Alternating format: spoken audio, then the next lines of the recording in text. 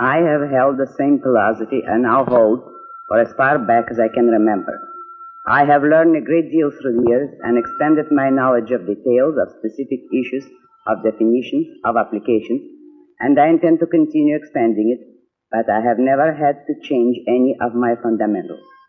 My philosophy, in essence, is the concept of man as a heroic being with his own happiness as the moral purpose of his life, with productive achievement as his noblest activity, and reason as his only absolute.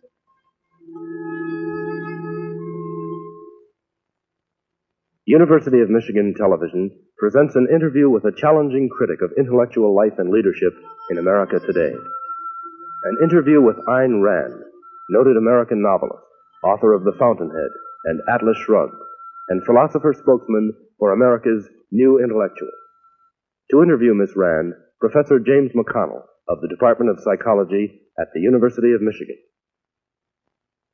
Miss Rand, a moment ago we heard you mention the fundamentals of your philosophy of life.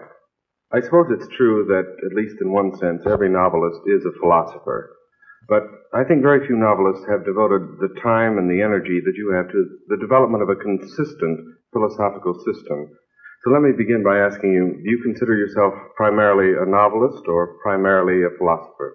I would say I'm primarily both equally and for the same reasons. You see, my main interest and purpose, both in literature and in philosophy, is to define and present the image of an ideal man, the specific, concrete image of what man can be and ought to be. And when I started writing, when I approached the task of literature and began to study philosophy, I discovered that I was in profound disagreement with all the existing philosophies, particularly the codes of morality. Therefore, I had to do my own thinking. I had to define my own full philosophical system in order to discover and present the kind of ideas and premises that make an ideal man possible, in order to define what kind of convictions would result in the character of an ideal man.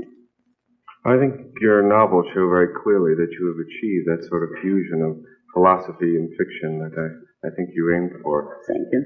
You know, in several of your novels, you've made the point that leadership in any culture, not only in art, but in literature, morality, politics, and economics, that this sort of leadership must be provided by what you call the professional intellectuals.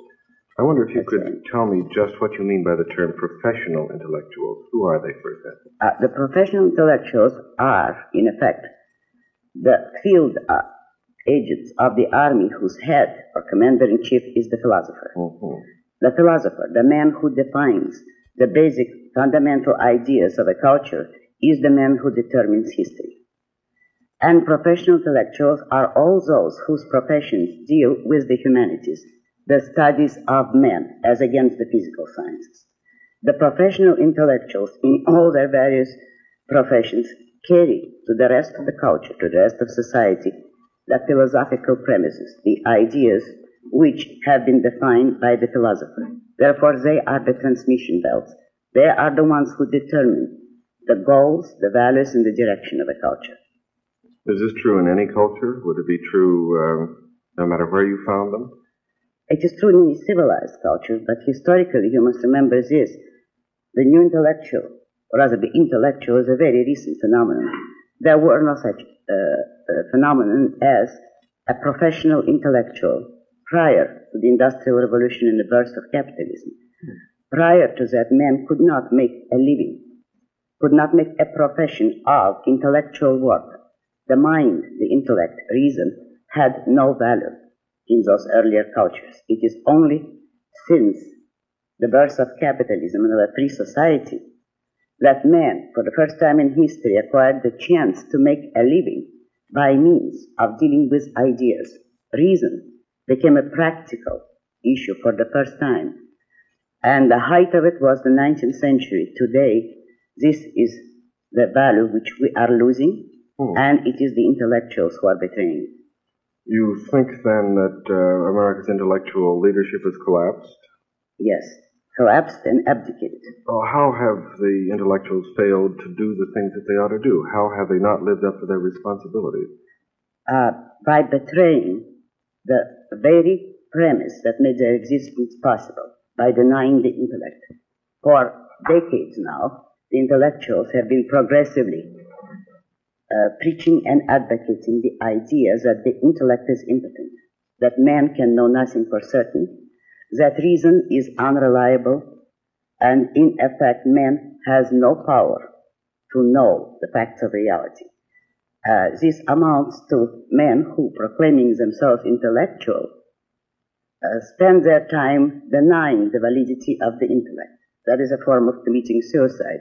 And today, when you see the rise of such openly mystical, anti-intellectual philosophies as Zen Buddhism or existentialism, doctrines which cannot really properly be called philosophies, this is the admission of intellectual bankruptcy on the part of those who accept it. If in a group of men, such a theory as Zen Buddhism, which is a doctrine originating about the 5th century BC, if that becomes the latest word of the mind, it isn't I who am condemning them. They have condemned themselves by their own actions. They have given up. They have declared their intellectual bankruptcy and have gone back to the mysticism of the Dark Ages. Why do you think they've done this? Because since philosophers are the ones who really set the basic premises of the whole intellectual profession, the philosophies of the Western world have been going progressively more and more towards mysticism ever since the Renaissance. The Renaissance was the intellectual result of the Aristotelian influence, the influence of Aristotle's philosophy, which in effect destroyed the Middle Ages and broke the way for the Renaissance. But ever since then, while the culture in general were achieving incredible progress, culminating in the 19th century, on the basis of that Aristotelian influence, the intellectuals, ever since Immanuel Kant, were going progressively more and more against reason. The trend started, of course, before Kant, but I consider Kant the crucial destroyer and the crucial turning point. He was the philosopher who undercut the validity of reason. He did not really succeed, but his is the most skillful system of pushing reason off the philosophical scene altogether, and to the extent to which other philosophers and intellectuals accepted his basic premises, to that extent they have been moving towards a noumenal, mystical world ever since. Well, you mentioned Kant. You mentioned Aristotle and his influence on the Renaissance. Under whose influence was the world before the Renaissance?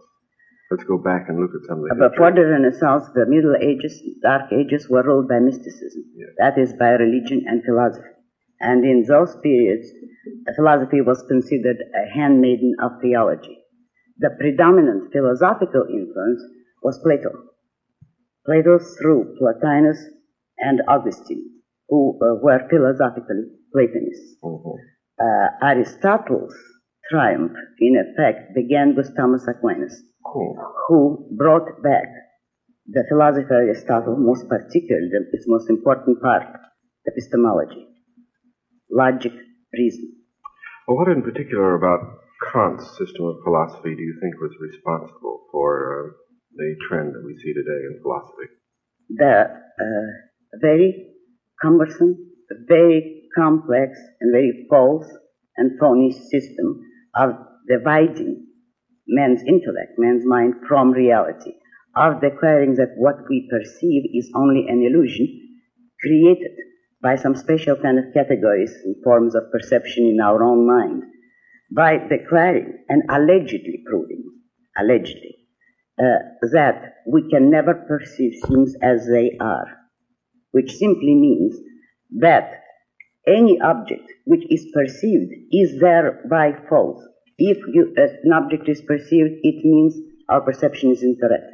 It was in effect an attack on the whole concept of consciousness, not only human consciousness, but any consciousness. It was the denial of the reality or the validity of our perceptions.